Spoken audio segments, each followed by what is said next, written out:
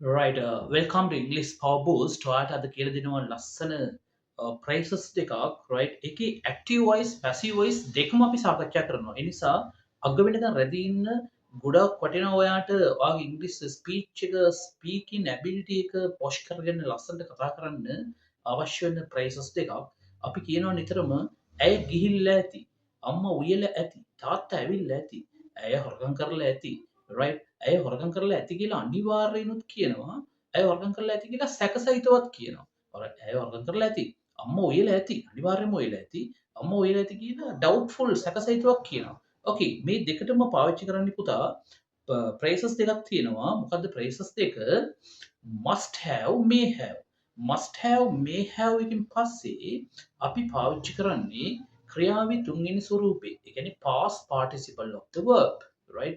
come කියලා ගත්තොත් come, came තුන්වෙනි එක past participle come. එතකොට V3 past participle එක තමයි අපි මේකට පාවිච්චි කරන්නේ. okay අපි කියනවා ඇය ඇවිල්ලා ඇති. කොහොමද කියන්නේ? she must have come. ඇය අනිවාර්යෙන්ම ඇවිල්ලා ඇති නම් she must have come. අපි නිකන් ෂුවර් නැතුව කියනවා දැන් මේ වෙලාවෙදී ඇය ඇවිල්ලා ඇති. she may have come. ඒකයි වෙනස. she must have come කියන්නේ අනිවාර්යෙන් she may have come කියන්නේ සැකසහිතව. කියන්නේ තාත්තා කාර් එක විකුණලා ඇති. අනිවාර්යෙන්ම විකුණලා ඇති. father must have sold the car. sell එකේ තුන්වෙනි ස්වරූපේ sold. past participle. father must have sold the car. okay තාත්තා විකුණලා ඇති කාර් එක සැකසහිතව කියනවා. father may have sold the car. අනිවාර්යෙන්ම ඔයා මුදල් නාස්ති කරලා ඇති. කොහොමද කියන්නේ? You must have wasted money. Wasted money. You must have wasted money. Okay. ඒගොල්ලෝ අනිවාර්යෙන් එන්ජොයි කරලා ඇති පාටිය. අපි කියන්නේ they must have enjoyed the party. They must have enjoyed the party. අපිට යන්න බැරි වුණා. ඒගොල්ලෝ එන්ජොයි කරලා ඇති. සැකසෙයිද කියනවා. They may have enjoyed the party. ඔයා මතක තියාගන්න may have කියන්නේ සැකසහිතව කියනවා අපි. කියන්නේ sure නෑ. okay must have කිව්වොත් අනිවාර්යෙන්ම කරලා ඇති. right. okay කොහොමද කියන්නේ? ඔවුන් ටවුමට ගිහිල්ලා ඇති. සැකසහිතව අපි කියනවා. right. කොහොමද කියන්නේ? They may have gone to the town. They may have gone to the town. ඔවුන් ටවුමට ගිහිල්ලා ඇති. අනිවාර්යෙන් ඔවුන් ටවුමට ගිහිල්ලා ඇති නම් they must have gone to the town. එච්චරයි guys ගොඩක් ලේසි. කොහොමද කියන්නේ? ඇය රෝහලට ගිහිල්ලා ඇති. She must have gone to the hospital. They must have gone to the hospital. Gone past participle නේ පාවිච්චි කරන්නේ. They must have gone to the hospital. ඇය ගිහිල්ලා ඇති කියලා අපි සැකසහිතව කියනවා. මේ වෙලාවෙත් ඇය ගිහිල්ලා ඇති. She may have gone to the hospital. එච්චරයි වෙනස. okay මේකේ passive voice ගත්තොත් එම active voice එක කියන්නේ මොකද්ද? passive voice කියන්නේ කර්මකාරක. ඒ කියන්නේ කවුරු විසින් කරනවා. right. අපි කියන්නේ ඇයව තෝරගෙන ඇති. ඇයව තෝරගෙන ඇති. ඇය තෝරගෙන ඇති නෙමෙයි. ඇය තෝරගෙන ඇති නම් she must have selected. She must have selected නේ. ඇය තෝරගෙන ඇති. She must have selected. ඇයව තෝරගෙන ඇති නම් passive voice නේ. ගොඩක් ලේසි. She must have been කියලා දාන්න ඕනේ. She must have been selected. ඇයව තෝරගෙන ඇති.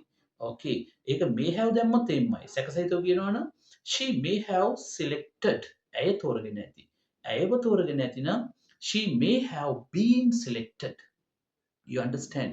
අපි කියමු කාර් එක විකුණලා ඇති. සැකසහිතව.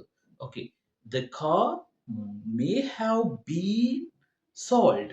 The car may have been sold. The car may have been sold. okay අනිවාර්යයෙන්ම විකුණලා ඇති නම් the car must have been sold. එච්චරයි ගොඩක් ලේසි guys. අපි කොහොමද කියන්නේ? තව passive voice එක වාක්‍යයක් හදලා බලමු. අම්මා බත් උයලා ඇති. බත් උයලා ඇති අනිවාර්යයෙන්ම. rice must have been cooked. you understand? අපි සැකසයිද කියනවා බත් උයලා ඇති. rice may have been cooked. you understand? okay අපි තව වාක්‍යයක් ගමු. ඔවුන් දිනලා ඇති. සැකසහිතව කියනවා ඔවුන් දිනලා ඇති. they may have won. ඔවුන් දිනලා ඇති. okay තරංගය දිනලා ඇති. the match may have been won. තරංගය දිනලා ඇති. ඒ පැසිව් වොයිස් කියන්නේ කර්මකාරකයක්. කර්මකාරකයක් කියන්නේ කවුරු විසින් කරන එක ක්‍රියාව කරන කෙනා අපි සඳහන් කරන්නේ නැහැ. okay අපි කියන්නේ තව එක්සැම්පල් එකක් ගමු. ඔවුන්ව තෝරගෙන ඇති.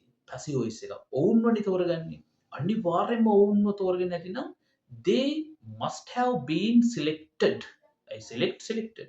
They must have been selected.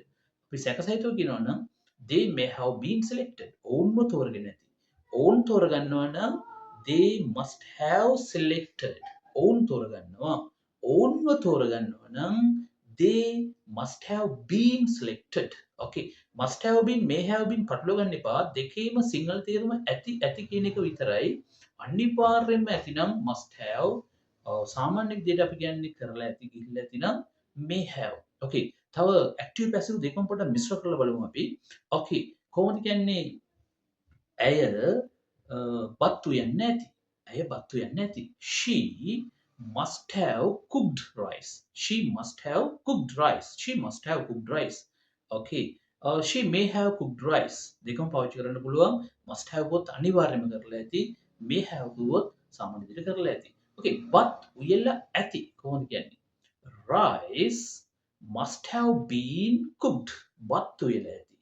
Okay. සාමාන්‍ය විදිහට කිව්වොත් එහෙම rice may have been cooked බත් වෙලා ඇති you understand තේරුණාද ඉංග්‍රීසි උගන්වලා ඇති okay how to say ඉංග්‍රීසි උගන්වලා ඇති okay කොහොමද කියන්නේ okay ඉංග්‍රීසි උගන්වලා ඇති English must have been taught teach එකේ past participle එක taught English must have been taught ඉංග්‍රීසි උගන්වලා ඇති අපි නිකන් සැකසහිතව කියනවා English may have been taught okay you understand මට උගන්නලා ඇති මට උගන්නන්නේ කවුද කරන්න කියලා අපි කියන්නේ නැහනේ. ඒතර මට උගන්නලා ඇති I must have been taught මට උගන්නලා ඇති අනිවාර්යෙන්ම.